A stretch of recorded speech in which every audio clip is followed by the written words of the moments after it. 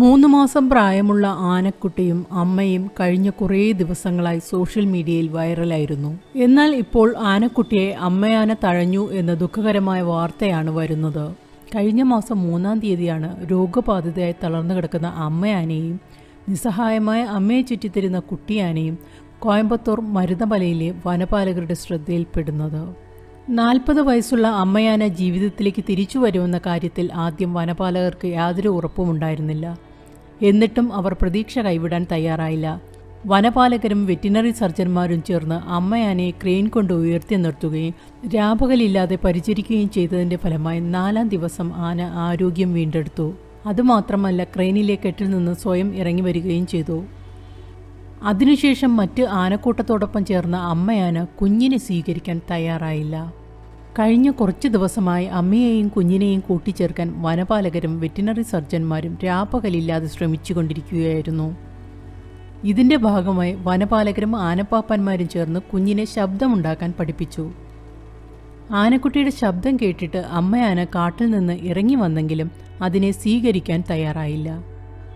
വിദഗ്ധർ പറയുന്നത് ചില സമയത്ത് വന്യമൃഗങ്ങൾ ഇങ്ങനെ കാണിച്ചെന്നിരിക്കാം. അതിന് പ്രത്യേക കാരണമൊന്നും പറയാൻ സാധിക്കില്ലെന്നാണ്. അമ്മ ഇപ്പോഴും മരുതമലയിലെ കാട്ടിൽ തന്നെയുണ്ട്. അതിൻ്റെ ആരോഗ്യവും ഏറെ മെച്ചപ്പെട്ടിട്ടുണ്ട്. അമ്മയാൽ ഉപേക്ഷിക്കപ്പെട്ട കുഞ്ഞ് ഒറ്റയ്ക്ക് വയലേലകളിൽ അലഞ്ഞു തിരിയാൻ തുടങ്ങിയതോടെ വനപാലകർ ഇതിനെ ആന വളർത്തൽ കേന്ദ്രത്തിലേക്ക് മാറ്റാൻ അധികൃതരോട് അനുമതി തേടുകയായിരുന്നു. കാരണം ആഹാരമില്ലാതെ ഇങ്ങനെ ചുറ്റിത്തിരിഞ്ഞാൽ ആനക്കുട്ടിയുടെ ആരോഗ്യത്തെ അത് ബാധിക്കും.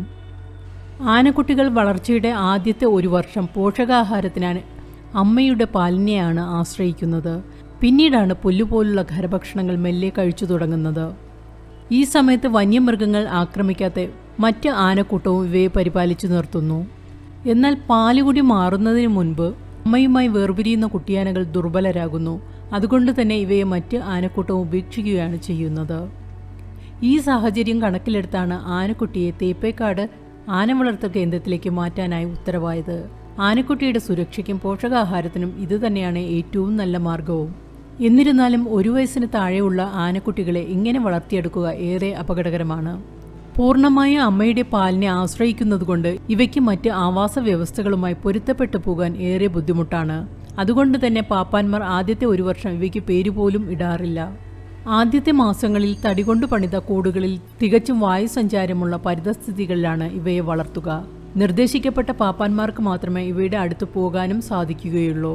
ഇവയ്ക്ക് ആഹാരം കൊടുക്കുന്ന പാത്രങ്ങളും താമസിക്കുന്ന സ്ഥലവും എപ്പോഴും അണുവിമുക്തമായിരിക്കണം. 1.5 ലിറ്റർ പാലും കാൽസ്യം വൈറ്റമിൻ സപ്ലിമെൻറ്റുകളുമാണ് ഇവയ്ക്ക് നൽകുന്നത്.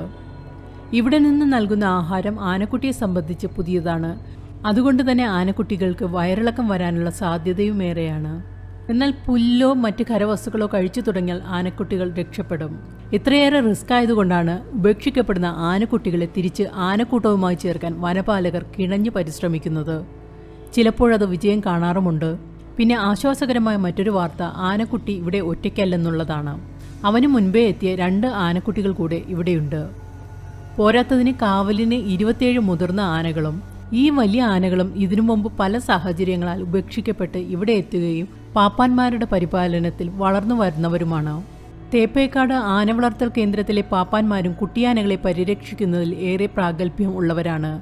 ഓസ്കാർ അവാർഡ് നേടിയ ദി എലിഫന്റ് വിസ്പേഴ്സ് എന്ന ഡോക്യുമെന്ററിയിലെ ബൊമ്മൻ ബെല്ലി ദമ്പതികളും ഈ ആന വളർത്തൽ കേന്ദ്രത്തിന്റെ ഭാഗമാണ്.